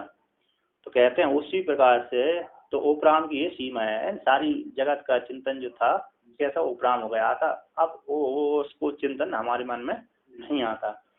दिशा अनाया, इस प्रकार की जो दिशा है जिसके द्वारा प्राप्त हो जाते, विनिश्चयम निश्चय कर लिया जाता है जिसके द्वारा, तो यम तारतम्य अवान्तर, यहीं पर ही तारतम्य स्वीकार किया गया। अतः इतने काल तक तारतम्य है, मतलब और सुषुप्ति मतलब सुषुप्ति में सारी कैसी है, सारी सीमा समाप्त, जागृत स्वप्न की सीमा समाप्त हो जाती है। उसी प्रकार जो उपरांत की सीमा कहाँ तक है, सारे पदार्थों की विस्मृति, यही तारतम्य, जहाँ तक ही तारतम्य रहता है। सुषुप्ति से पहले तक ही तारतम्य बना रहता है, सुषुप्ति के पश्चात कोई तारतम्य नहीं रहता है।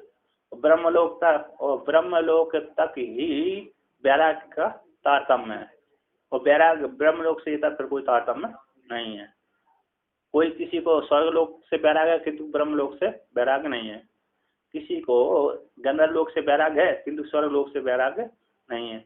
यहीं पर भी किसी पृथ्वी लोक में किसी एक देश से वैराग्य है, जैसे मध्य प्रदेश में उत्पन्न हुआ व्यक्ति उत्तर प्रदेश से वैराग्य करता है, जा नहीं पाता है कि नहीं, किंतु मध्य प्रदेश से अथवा मध्य प्रदेश में रहते रहते उसको यहाँ से वैराग्य हो गया, या कब तक एक ही प्रदेश में रहा हूँ, किंतु दूसरे देश प्रदेश में घूमूं तो घूमने के लिए दूसरे प्रदेश में चला जाता है। यहाँ से तो बैराग हो गई, इस लोक में नहीं, मध्य प्रदेश में नहीं घूमता, गुजरात में अन्य प्रदेशों में घूमता है।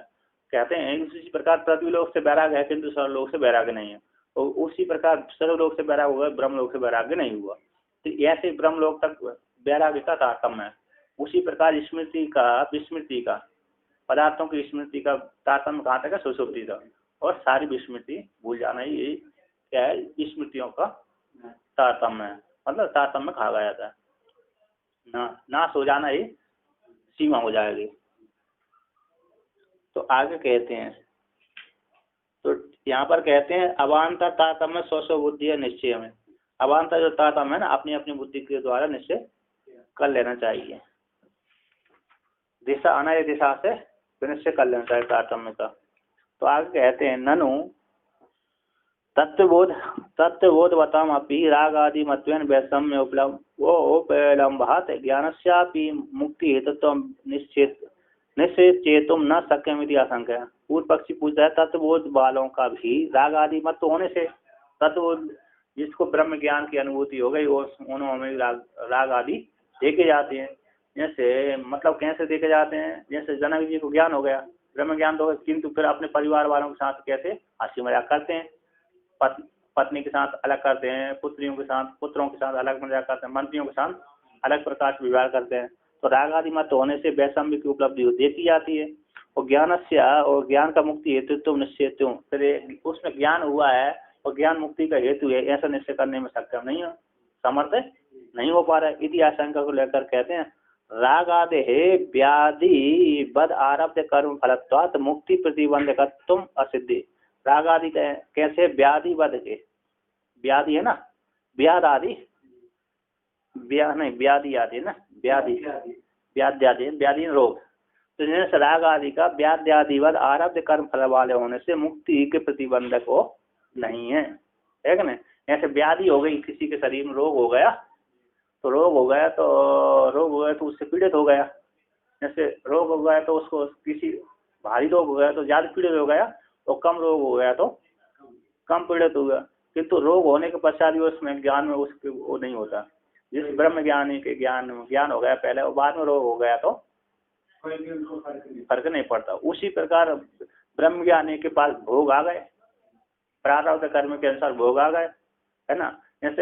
ऐसे ब्रह्म ज्ञान हो गया, फिर उसमें अचानक क्या हो गया, उसमें रोग, उसके शरीर में रोग आ गया, तो उस रोग से दुखी नहीं होता, सुखी दुखी नहीं होता। उसी प्रकार उसके जो परिवार वाले हैं उसके साथ, उनके साथ आने पर भी, मिलने पर, जुलने पर अथवा व्यवहार करने पर वो उससे आसक्त नहीं होता, दुखी सुखी दुखी नहीं होता, सामान्य व्यवहार करता रहता है। तो ज्ञान होने पर भी भोग करने की इच्छा नहीं होती।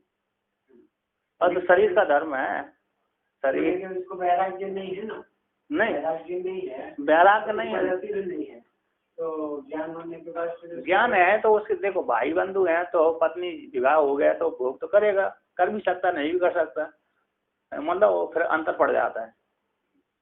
विषयों में तो आसक्त नहीं रहता। चलो दूसरे की इच्छा है तो स्वीकार करने से, राजा है, ब्रह्म ज्ञान हो गया तो मंत्री ने कहा चलो महाराज घूमने चलते हैं, चलिए, निषेध नहीं।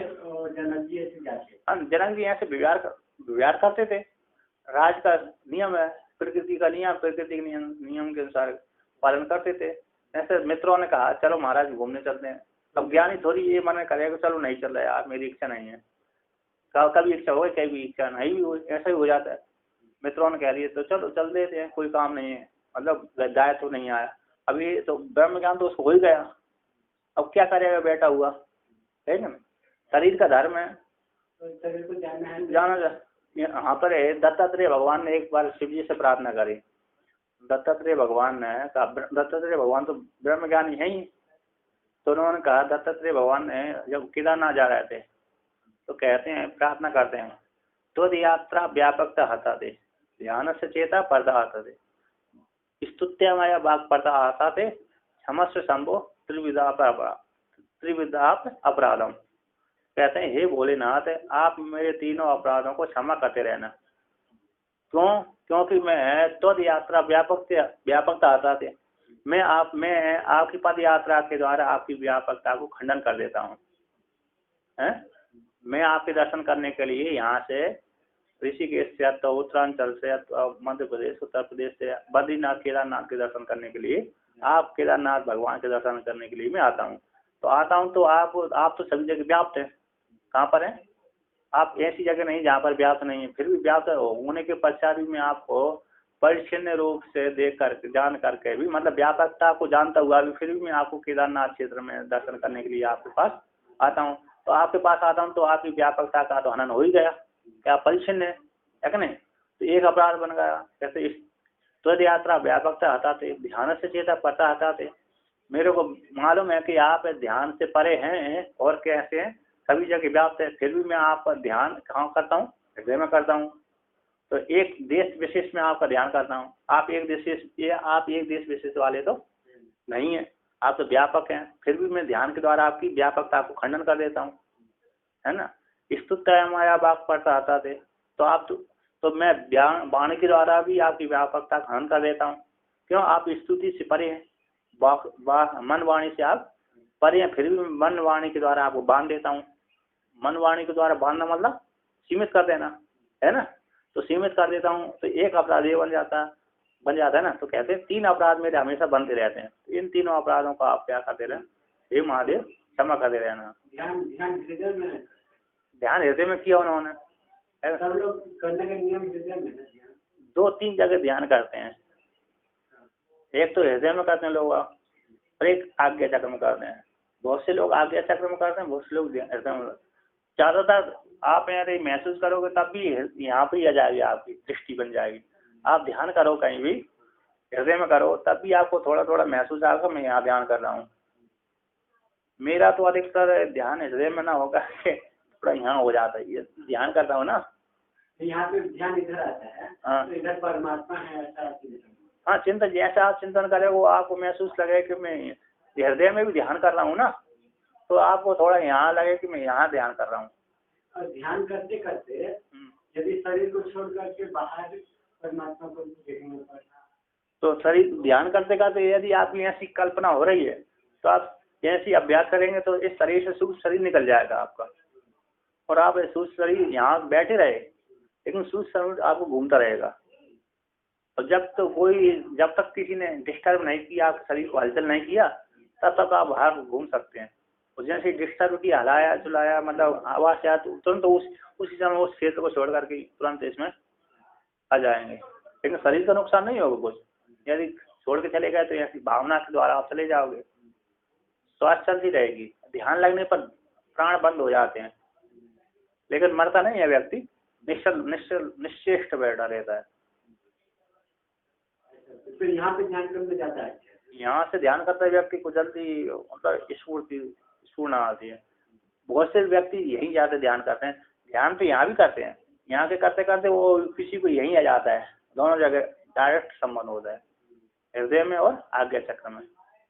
तो जिसको ध्यान यहाँ लगता है तो यहाँ भी अच्छा है। हृदय रूप गुहा में आत्मा जाना जाता है। आत्मा का चिंता तो यही होता है हृदय में। ज्यादातर कहाँ परमात्मा कहाँ देखते हैं? और हृदय में देखते हैं। हृदय रूप गुहा में छुपे हुए व्यक्ति भगवान यहीं से निकलते हैं, यहीं से निकल के बाहर अभिव्यक्ति होती है उनके। तो अधिकतर व्यक्ति यहाँ और यहाँ 2 जगह ही ध्यान करते हैं। तो कुंडली का भेदन करने वाले 7 जगह ध्यान करते हैं। जिनको कुंडली का ज्ञान है तो 7 जो कुंडलियाँ हैं वहाँ पर ध्यान करते हैं। तो जिससे कुंडलियाँ कैसी हो जाती हैं? कुंडलियों में शक्ति आ जाती है तो कुंडली जागृत हो जाती है। जो रामकृष्ण परमहंस थे वो तो ज्ञानी हो गए थे, उनकी पत्नी भी ज्ञानी हो गई थी। तो हो गई होगी, और पति के साथ संयोग से पत्नी ज्ञानी हो जाती है, क्योंकि वो भी भोगों में आसक्त नहीं थी। भोगों में आसक्त नहीं, यदि भोगों में आसक्त होती तो पुत्र आदि हो जाते उनके, है क्या नहीं? पुत्र ही पैदा नहीं, संबंध ही नहीं बनाया उनकी। रामकृष्ण पर विवाह के पश्चात मानती नहीं, पत्नी मानती नहीं पत्नी है कि नहीं है, पत्नी मेरी है कि नहीं है, ऐसा थोड़ी मान देते। यदि पत्नी मानते तो उनको पुत्र आदि उत्पन्न होते, तो पुत्र आदि उनको उत्पन्न ही नहीं हुए। कोई संबंध ही नहीं बनाया उन्होंने। और उनकी जो पत्नी वो भी साध्वी थी कि उसने भी इच्छा नहीं करी, तो इच्छा नहीं करी तो उसको भी ब्रह्म ज्ञान तो हो ही गया होगा, क्या नहीं हुआ होगा? क्योंकि जब भी उनके आश्रमों में हाँ उनके मठ में 3 का ही फोटो रहता है ना। हाँ 3 का नाम है और विवेकानंद। और हाँ जो भी उन्होंने परंपरा बनाई है उन्होंने तो 3 का ही बनाए। मतलब विवेकानंद जी ने अपना नाम से मठ उत्तराधिकारी बने भी नहीं थे। विवेकानंद जी उत्तराधिकारी विवेकानंद जी ने अपने गुरु भाई को बनाया था।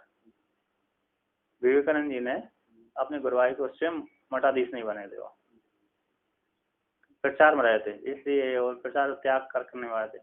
वो अपने नाम से उन्होंने कोई भी जो मठ बनाया ना विवेकानंद जी ने संचालन किया, तो अपने नाम से कोई मठ नहीं बनाया, सीधा एक ही मठ के नाम उन्हीं के रामकृष्ण परमहंस के नाम से मठ बनाया।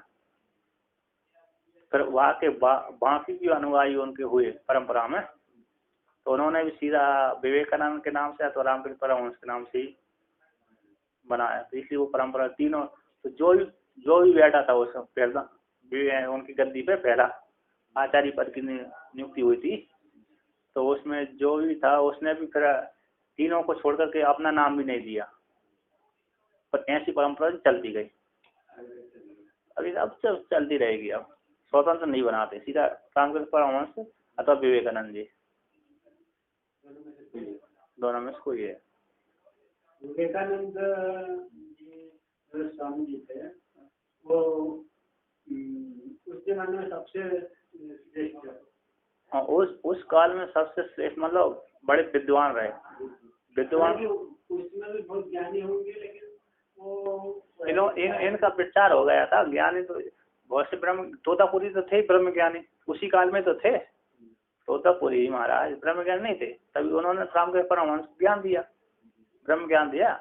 उसके बाद बहुत से महात्मा ज्ञानी रहते, लेकिन बहुत से जो ब्रह्म ज्ञानी होते हैं ना, होने के पश्चात प्रचार नहीं करते, अपने को प्रचार सभी के सामने नहीं उजागर करते मैं ब्रह्म ज्ञान में प्रचार कर रहा हूँ।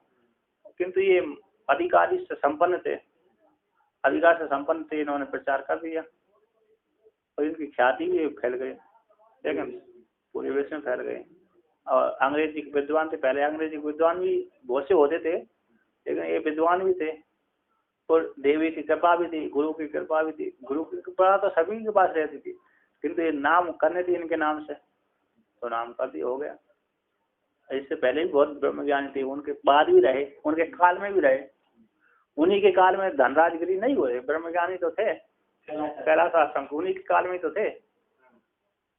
धनराजगिरी उनके पास तो पढ़ने आए थे फिर, तो धनराजगिरी महान तो थे,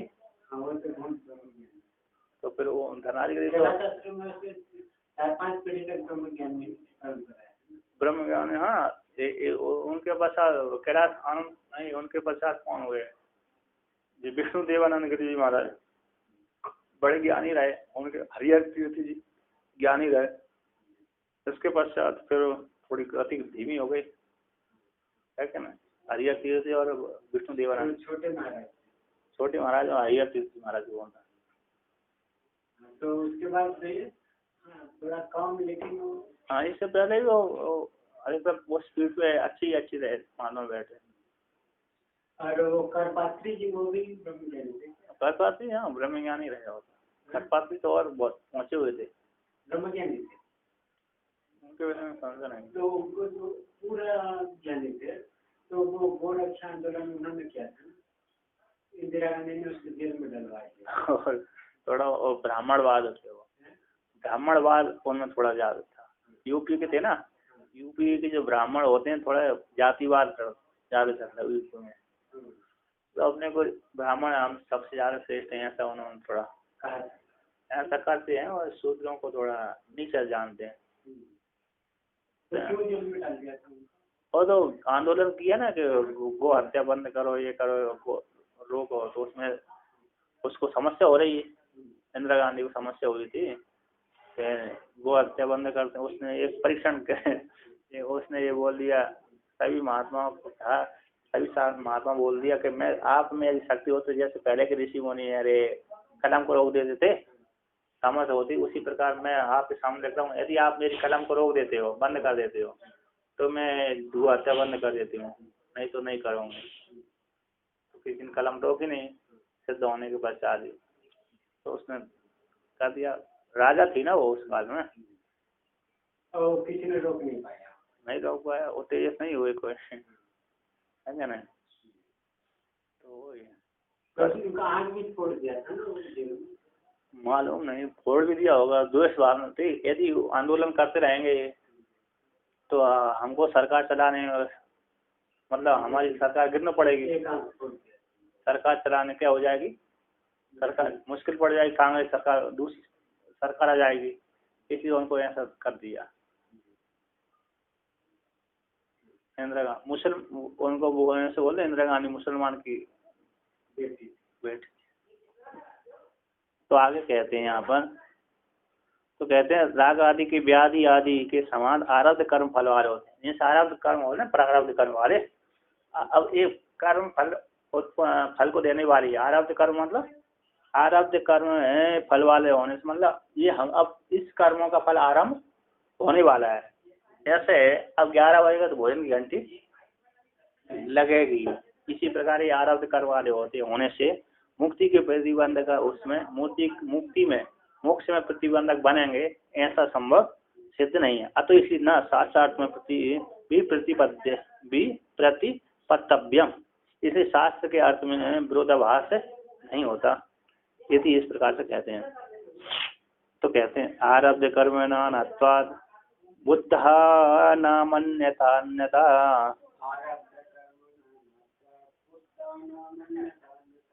वर्तनम तेन शास्त्रार्थे भ्रमितव्यम न पंडितैः।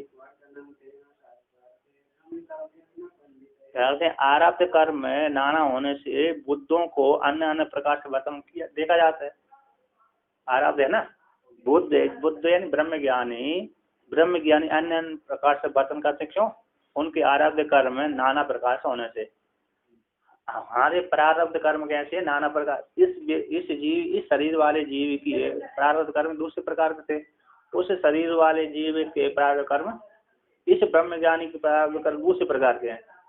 जैसे किसी को एक ब्रह्म ज्ञानी के शरीर का प्रारब्ध ऐसा है कि उसको कैंसर रूप रोग से मृत्यु होनी है, तो किसी ब्रह्म ज्ञानी का प्रारब्ध कर्म से एक्सीडेंट के द्वारा मृत्यु होनी है कि नहीं।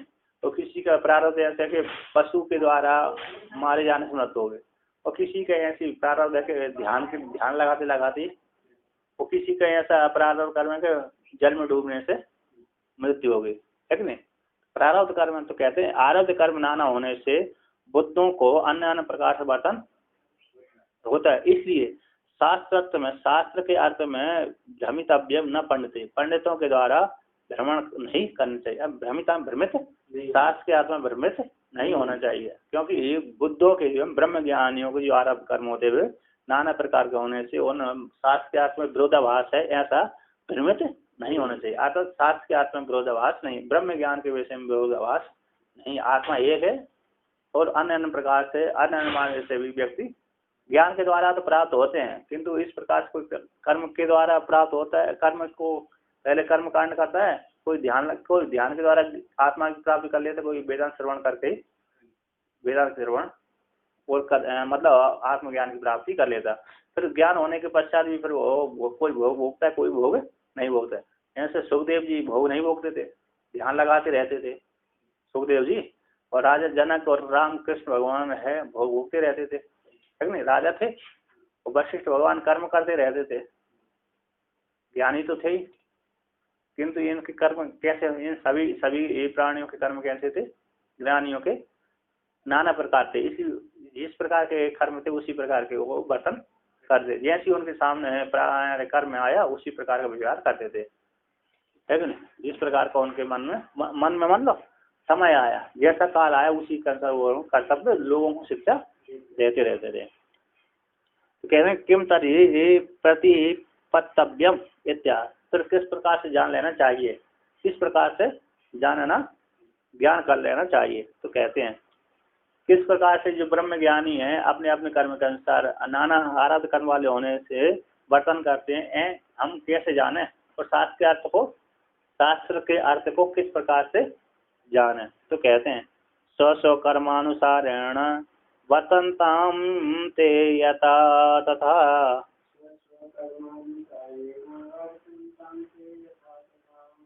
अभिशिष्टः सर्वबोधः समामुक्तिरिति स्तुति।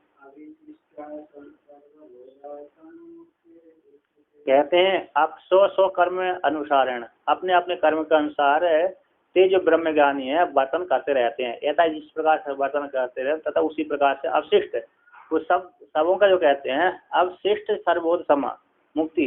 कहते हैं जो परिशेष न्यास से बचा हुआ, अवशिष्ट है बचा हुआ है, कर्मों के अनुसार जो सब परिशेष रहता है वो सर्वबोध है, ब्रह्म ज्ञान है, वो ब्रह्म ज्ञान से होने वाली जो मुक्ति है वो मुक्ति कैसी समान है, उसमें कोई भेद नहीं है। किंतु व्यक्ति ब्राह्मण होकर के ब्राह्मण क्या करता है, ब्राह्मण होकर उसको ब्रह्म ज्ञान हो गया तो पूजा पाठ नहीं दी जा, पूजा पाठ द्वारा अर्चना पूजा आदि के द्वारा और ध्यान लगाते लगाते लगाते उसको ब्रह्म ज्ञान की अनुभूति हो गए, तो फिर वही करतेगा उसी प्रकार पूजा पाठ करता रहेगा, अर्चना बंधन करता रहेगा और चिंतन भी करता रहेगा।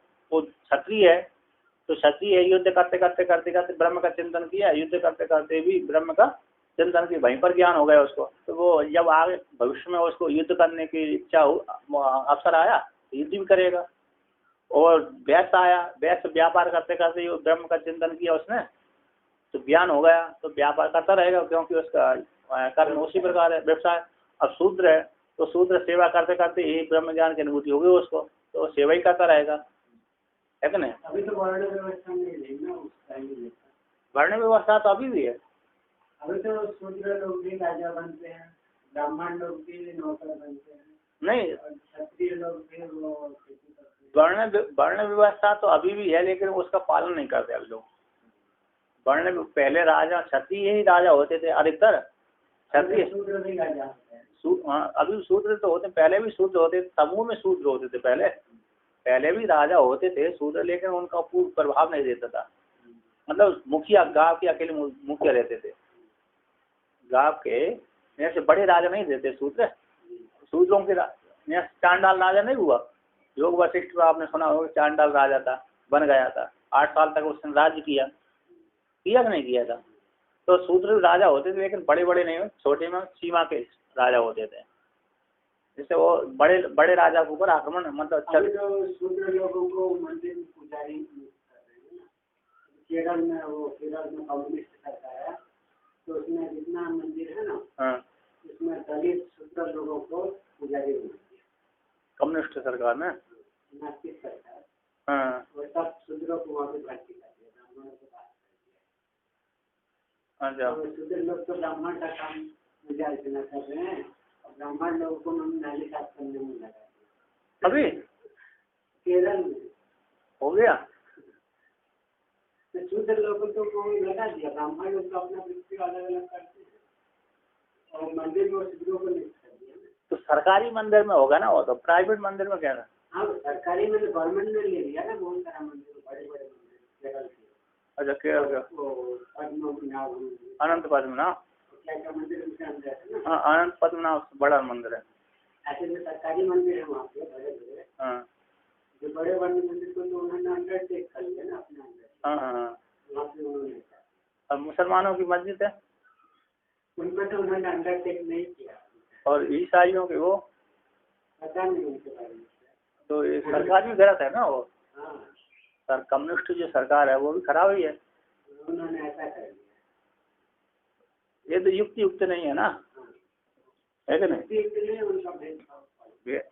तो ईसाई होंगे वो कम्युनिस्ट पार्टी वाले, नास्तिक लेकिन वो ज्यादा मुस्लिम। हाँ तो मुसलमान ही तो ज्यादा होंगे और क्या। एक ही उन्होंने सोच कर दिया तो गलत किया होगा। तो कब हुआ था। अभी तो जब वो आया ना अभी 4 साल हो गया हुआ है। 4 साल, अच्छा अच्छा। और जब से आया उनका पॉलिसी वही है, बहुत कम करते हैं। हाँ तो केरल में सरकार अभी कम्युनिस्ट पार्टी के, अच्छा तो बाद में बदलेगी तब वो ऐसा होगा, बदलेगी सही और क्या है नहीं। क्योंकि ब्राह्मण शूद्र सेवा नहीं कर सकते ना, पूजा नहीं कर सकते, हाँ, तो उनको पुजारी बना दिया और अधिकारी नहीं है, और पवित्र नहीं रहते ना वो। पवित्र नहीं रहते, ऐसा रहता है, मंत्र पाठ नहीं है उनमें, मंत्र आदि नहीं बोल सकते थे, पढ़े नहीं है, तो उनकी बुद्धि उतनी नहीं है और कल्याण भी नहीं हो सकता। और आखिर मंदिर में सेवा तो कर सकते थे, दूसरों के मतलब झाड़ू लगाना, पोछा लगाना, ये तो अधिकार है, साफ सफाई का, पूजा आदि का नहीं, क्योंकि पूजा आदि का यदि अधिकार होता तो पहले से ही पूजा अर्चना आदि कर सकते हैं, जल चढ़ा, शिव जी के ऊपर जल चढ़ा सकते हैं, शूद्र भी पूजा कर सकते, दान दे सकता है, अधिकार पहले से ही है। लेकिन पहले ब्राह्मण लोग नहीं देते थे, लेकिन अन्य लोगों को दान दिया है उन्होंने, शूद्रों ने भी, है ना नहीं, ब्राह्मणों को दान दिया है, विशिष्ट ब्राह्मणों नहीं लिए, सामान्य ब्राह्मणों ने दान लिया है।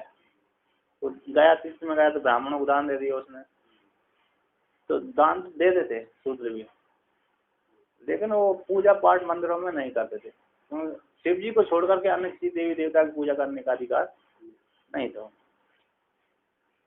तो कहते हैं, तो टीकाकार कहते हैं सर्वेशाम, कहते हैं सर्वेशाम ब्रह्म हम अस्मिति ज्ञान एकाकारम निर्वद्य ब्रह्म स्वरूपेण स्थानम च सम, है ना, ब्रह्म रूपेण स्थानम च समानम इति भाव।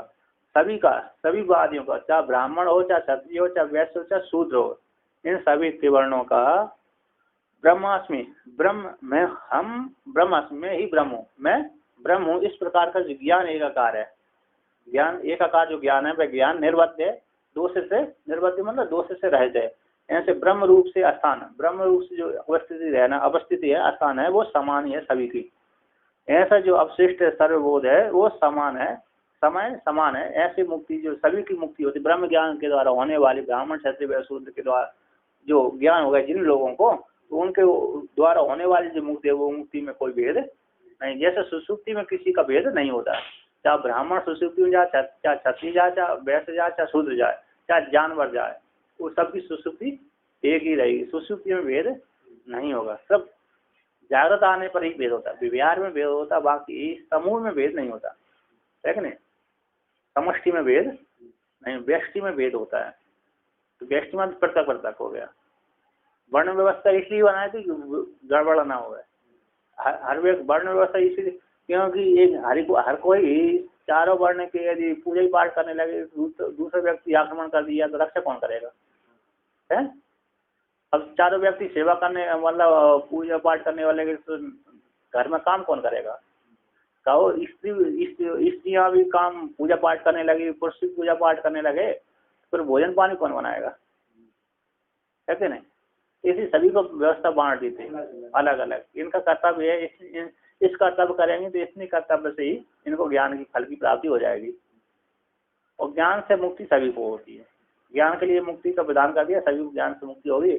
और इस थोड़े थोड़े कर्म से इन लोगों को इस फल की, जो ब्राह्मण लोग ज्यादा चिंतन करके जिस फल की प्राप्ति करते हैं वही शूद्र छोटी सी सेवा से वो उस फल की प्राप्ति कर लेता है, क्योंकि उसमें बुद्धि उस प्रकार की नहीं है, तो अधिकार उसी प्रकार के शास्त्र ने उसको दिए। तो यहाँ पर कहते हैं आगे, प्रकरणस्य अस्य तात्पर्य संक्षिप्त दर्शति, अस्य इस प्रकरण के तात्पर्य को संक्षेप करके दिखलाते हैं। जगत चित्रम स्वचैतन्य पटे चित्रे मिवार्पितम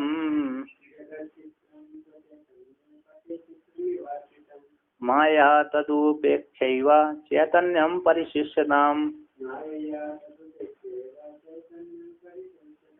कहते हैं पट में जैसे चित्र अर्पित है, पट में वस्त्र में जैसे चित्र अर्पित रहता है, उसी प्रकार स्वरूप अपने स्वरूप चैतन्य में संपूर्ण जगत रूप चित्र अर्पित रहता है। जैसे अधिष्ठान रूप रस्सी में सर्प अर्पित रहता है, उसी प्रकार ब्रह्म रूप चैतन्य में अधिष्ठान स्वरूप ब्रह्म रूप चैतन्य उसमें संपूर्ण जगत चित्रित रहता है। तो कहते हैं वो जो चित्रित किस्म में भ्रम के द्वारा हुआ है, जैसे रस्सी में सर्प है, भ्रांति के द्वारा कल्पित है ना, उसी प्रकार जो माया के द्वारा जगत ब्रह्म में कल्पित है। कहते माया के द्वारा तद उपेक्षा, माया के द्वारा उस जगत रूप चित्र को उपेक्षा करके माया के द्वारा ही चैतन्य में अर्पित होने से दिखता है, भ्रांति के द्वारा, अज्ञान के द्वारा, माया के द्वारा। तद उस जगत रूप चित्र को माया के द्वारा उपेक्षा करके सो चैतन्यम परिशेषता, चैतन्य परिशेष रहता है। माया के द्वारा जो चैतन्य में जगत चित्र किया गया है, उस जगत चित्र को उपेक्षा करके, क्या कर दिया, उपेक्षा करके, ज्ञान उपेक्षा करके चैतन्य ही परिशेष रहता है कि नहीं। माया के द्वारा उसकी उपेक्षा, क्योंकि माया के द्वारा है, माया से कल्पित है, तो माया के द्वारा कल्पित होने से उसकी माया के उसकी उसी प्रकार से ज्ञान के द्वारा उसकी जगत क्या कर दे, उपेक्षा कर दे। अंतःकरण के द्वारा मतलब ज्ञान के द्वारा उसकी उपेक्षा करके माया के द्वारा रचित जगत रूप चित्र है उसकी उपेक्षा करके, उपेक्षा करने के पश्चात चैतन्य शेष रहता है। माया के द्वारा तद उसकी उपेक्षा करके, माया की उपेक्षा करने पर चैतन्य शेष रहेगा। माया है ना, माया से माया, माया के द्वारा तृतीया का एक रूप है, तृतीया तो माया के द्वारा, माया से और माया के द्वारा रचित जो जगत है, माया के द्वारा जो रचित जगत है उस जगत की उपेक्षा करके, माया के द्वारा चैतन्य में जो रचित जगत है उस जगत की उपेक्षा करके चैतन्य ही परिशेष रहता है। इस प्रकार से वहां पर वर्णन किया। तो आगे कहते हैं चित्रदीपमिमं नित्यम येनु संदधते बुधः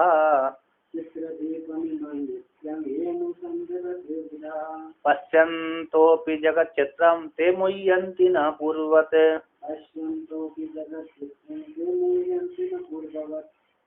कहते हैं चित्र दीपम इमं नित्यम, जो कहते हैं ये अनुसंधाते बुधा, जो बुद्धिमान पुरुष है, जो बुद्धिमान है, जो ज्ञानी है, ऐसे बुद्धिमान जो पुरुष हैं, अधिकारी हैं, वो इस चित्रदीप विवेक प्रकरण को नित्यम अनुसंधान करते रहते हैं, नित्य अनुसंधान में विचार करते रहते हैं।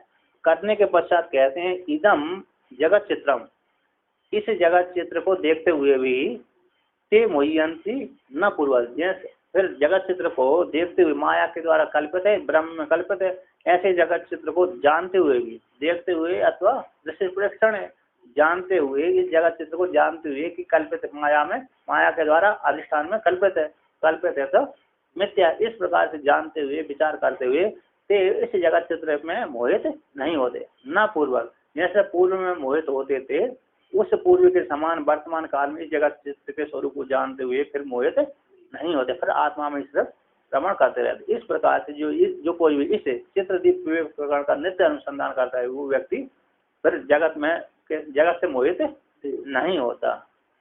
इस प्रकार से वर्णन यहाँ पर किया। यदि विद्यारण रचितायाम श्री पंचदश्याम चित्रदीप समाप्ता। ओम पूर्णमदः पूर्णमिदं पूर्णात् पूर्णमुदच्यते।